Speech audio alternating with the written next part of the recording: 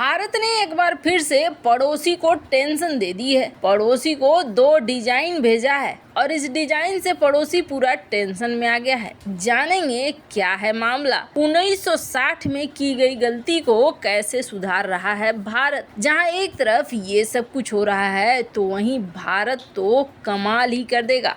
272 Rafale अब घर में ही बनेंगे। आखिर ऐसे कौन सी बात हो गई जो इतना बड़ा दावा किया जा रहा है। भारत 7.5 बिलियन डॉलर लगा रहा है।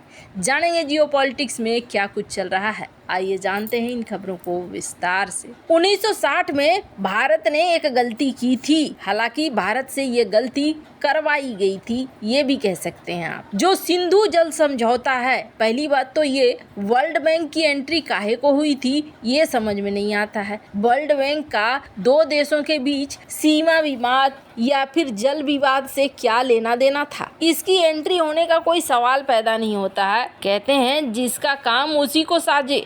वर्ल्ड बैंक ने ये संधि करवाई तो इस संधि को अगर आप पढ़कर देखेंगे ना तो इस पे लगेगा कि भारत ने सिर्फ दिया ही दिया है, दानी दाता बनकर सिर्फ दिया है और इस सिंधु जल समझौते से सिर्फ हानि मिली है और कुछ भी नहीं मिली है। और अब भारत इन सारी चीज़ों को बदल रहा है और भारत ने उनके ही 1960 में बनाए गए जल संधि के ही कई पॉइंट्स का इस्तेमाल करना शुरू कर दिया है और इसके तहत किशनगंगा और रतले हाइड्रो पावर प्रोजेक्ट को सामने ले आया है। भारत ने कहा है कि हम यहाँ पर ये प्रोजेक्ट बनाने जा रहे हैं। जैसे ही ये प्रोजेक्ट की बात आई वैसे ही पाकिस्तान ने इस मामले को उठा दिया और कहा जी नहीं, सिंधु जल आयोग के लेवल पर बातचीत नहीं होनी चाहिए, यहाँ पर ऐसा कुछ भी नहीं करना चाहिए भारत को। और भारत ने कहा कि जी नहीं, हम तो करेंगे ही। हम यहाँ पर 2 प्रोजेक्ट लगा रहे हैं,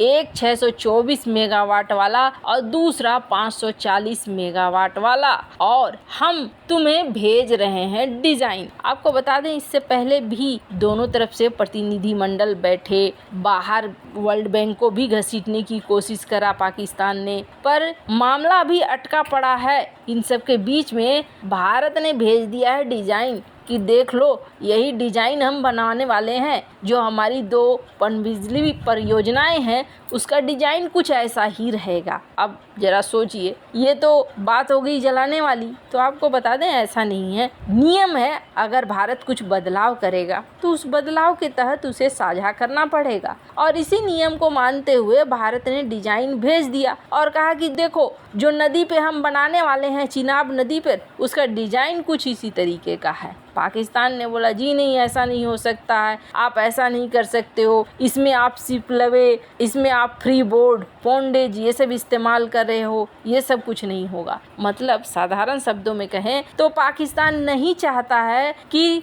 किशनगंगा और रटले परियोजनाएं पूरी किया जाए और इन्होंने कहा जो डिज़ाइन बनाया है उस डिज़ाइन से हमें हानि होगा, पानी रुक जाएगा, हम क्या करेंगे, ऐसा नहीं चलेगा। अब यहाँ पर ये मामला गंभीर होता हुआ दिख रहा है। देखना होगा भारत मानता है या फिर नहीं मानता है। खैर, जहाँ एक तरफ ये सब कुछ हो रहा है तो वहीं दूसरी तरफ भारत के 2 पड़ोसी हैं, चाइना और पाकिस्तान। दोनों ही एक नंबर के बड़े वाले हैं और ये भारत के साथ कब उलझ जाएं कहना मुश्किल है।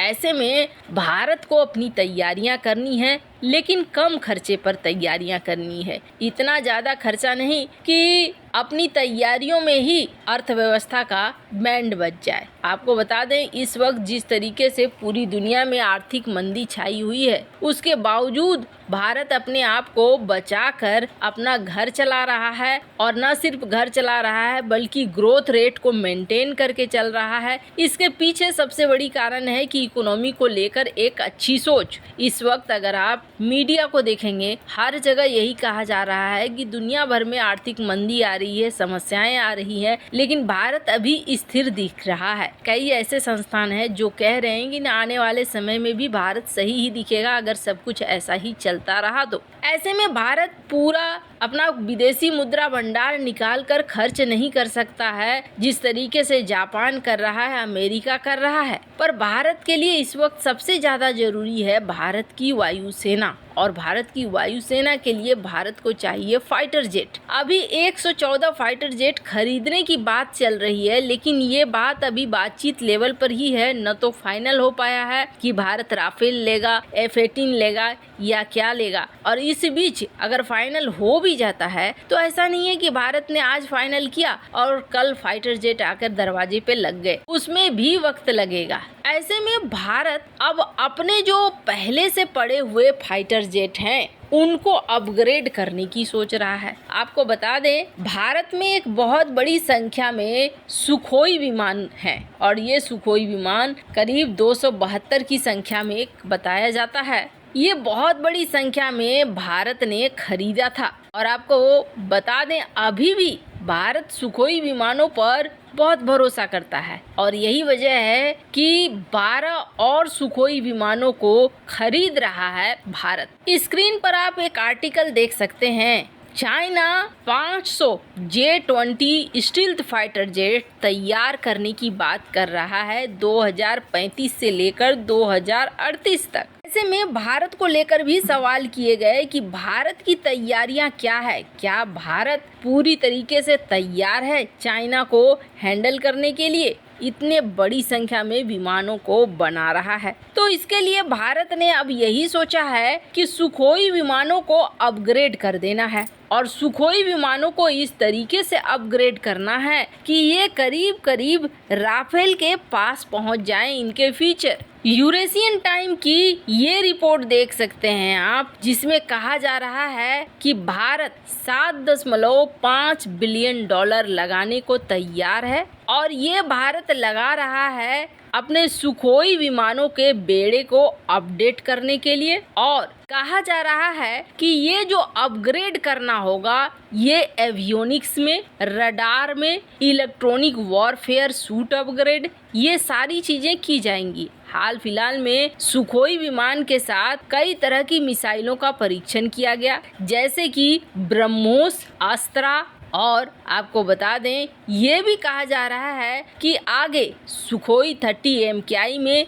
रुद्रम 1, रुद्रम 2 और अस्त्रा 2 इन सब का भी परीक्षण किया जा रहा है इसे मॉडर्न बनाने के लिए। और रूस की कहीं ना कहीं हेल्प भी इसमें मिल रही है क्योंकि रूस ने इसमें ट्रांसफर ऑफ टेक्नोलॉजी किया है। लेकिन एक समस्या यहाँ पर है कि वो समस्या है इंजन को लेकर। फिलहाल इंजन को लेकर कोई अपग्रेड नहीं है, बाकी सारी चीज़ों को अपग्रेड किया जाएगा। 100+80 की तर्ज पर इसे अपग्रेड किया जाएगा, यानी पहले 100 विमान या 80 विमान और उसके बाद फिर बाकी के विमानों को अपग्रेड किया जाएगा। खैर फिलहाल के लिए भारत के लिए यही सही है जब तक कि M का या फिर 114 फाइटर जेट की कोई डील पक्की नहीं हो जाती है। वैसे इन सब मामले में आपकी क्या राय है, कमेंट कर जरूर बताएं। जल्द मिलते हैं अगली वीडियो में नई खबर के साथ।